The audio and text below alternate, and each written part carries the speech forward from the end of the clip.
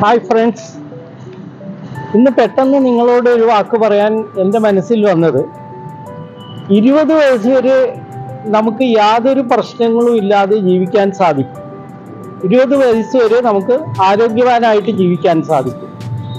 എന്നാലോ 40 വയസ്സാകുമ്പോഴോ ആരോഗ്യവാനായിട്ട് ജീവിക്കണമെങ്കിൽ വ്യായാമവും അതുപോലെ തന്നെ സംബന്ധമായ പ്രക്രിയകളും ചെയ്താൽ മാത്രമേ സാധിക്കുകയുള്ളൂ. അതും കഴിഞ്ഞ് 60 വയസ്സായാലോ ഈ വ്യായാമ പ്രക്രിയയും അതിൻ്റെ കൂടെ പോഷകാഹാരവും കൂടെ കഴിച്ചാൽ മാത്രമേ നമുക്ക് ആരോഗ്യവാനായിട്ട് ജീവിക്കാൻ സാധിക്കുകയുള്ളൂ.